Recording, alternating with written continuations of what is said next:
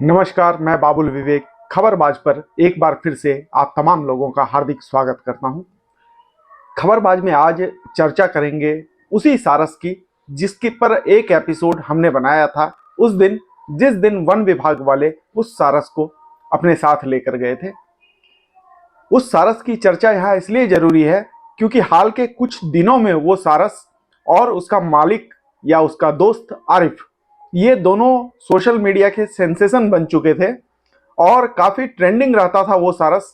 आप जब भी यूट्यूब खोलते या कोई भी सोशल साइट खोलते, वहां पर आपको उस सारस की स्टोरी चाहे शॉर्ट में नजर आए चाहे लॉन्ग में नजर आए या कोई मीडिया वाला उस सारस को कवर कर रहा हो, वो सारस आपको जरूर दिखाई देता।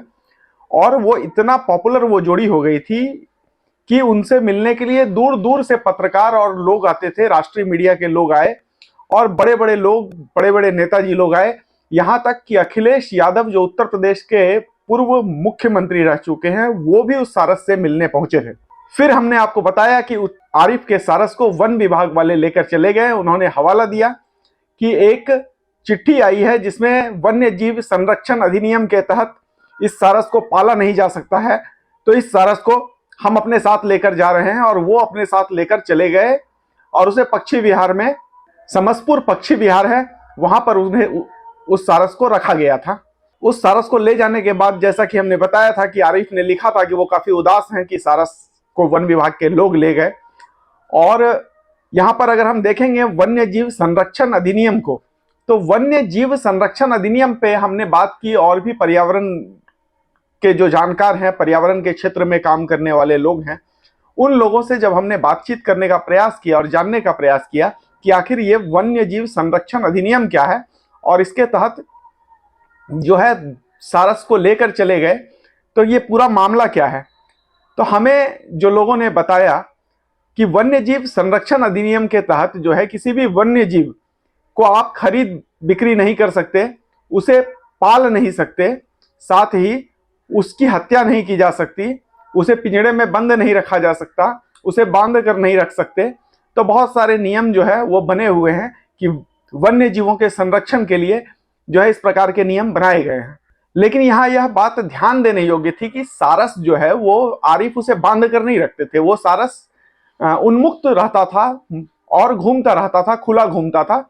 और सारस की आरिफ से दोस्ती ऐसी हो गई थी कि जब भी आरिफ कहीं जाते तो वो आरिफ को फॉलो करता था, उनके पीछे जाता था, आरिफ के आने पे उनका इंतजार करता था।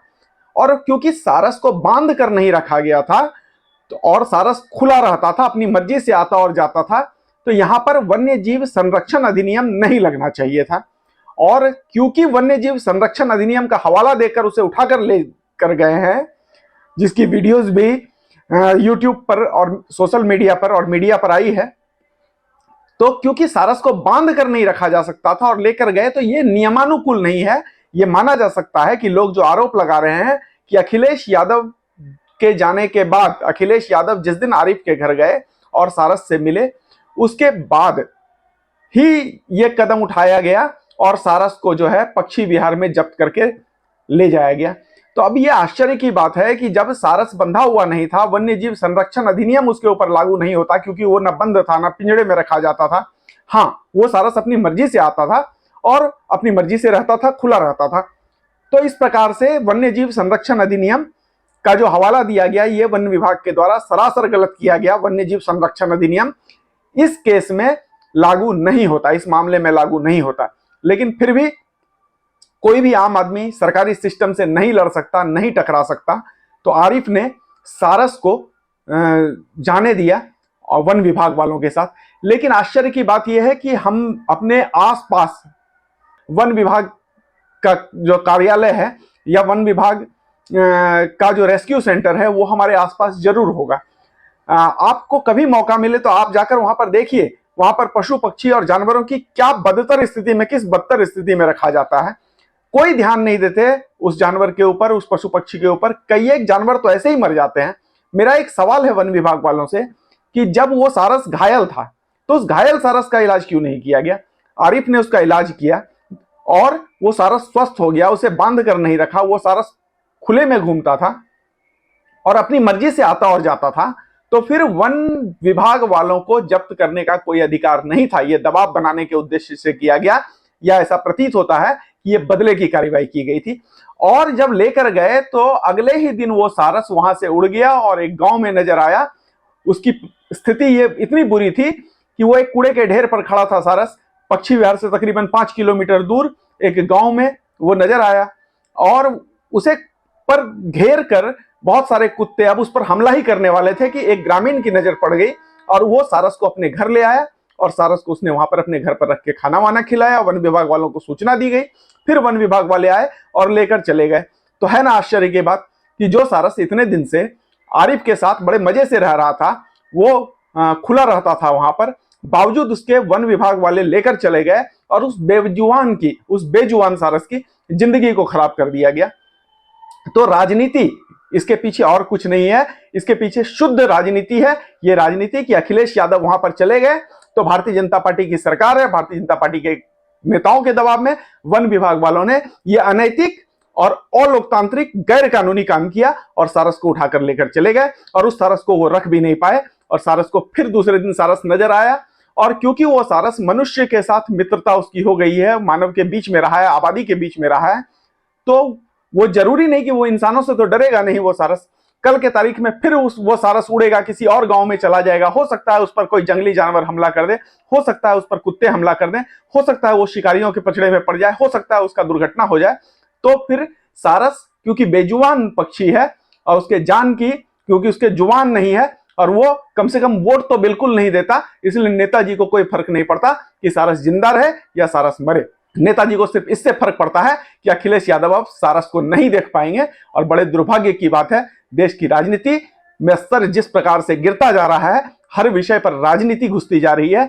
कम से कम इन बेजुबानों को राजनीति से दूर रहने देना चाहिए और उन बेजुबानों को अपनी जिंदगी जीने का अधिकार है, उसे जीने देना चाहिए। और गैर कानूनी काम करने वाले वन विभाग पर और उत्तर प्रदेश की सरकार पर कार्रवाई होनी चाहिए। किंतु सवाल यह कि यहाँ कार्रवाई करेगा कौन? यहाँ तो कार्रवाई कोई करने वाला है नहीं।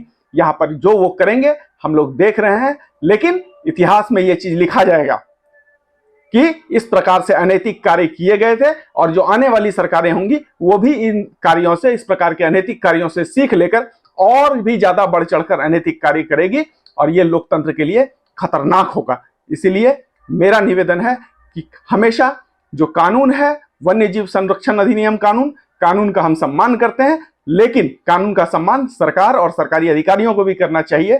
क्योंकि अगर कानून है देश में तो देश का अस्तित्व बचा हुआ है। जिस दिन कानून और संविधान का हम मजाक उड़ाने लगेंगे इस प्रकार से, तो उस दिन देश का अस्तित्व खतरे में पड़ जाएगा। इसलिए जरूरी है कि कानून के अनुसार काम हो और कानून के इतर कानून को ढाल न बनाया जाए, बल्कि कानून को एक हथियार रखा जाए जो कि गलत करने वालों के खिलाफ एक मन में डर पैदा करे। तो आज के एपिसोड में इतना ही, मिलते हैं आगे भी। तब तक बने रहिए हमारे साथ खबरबाज पर।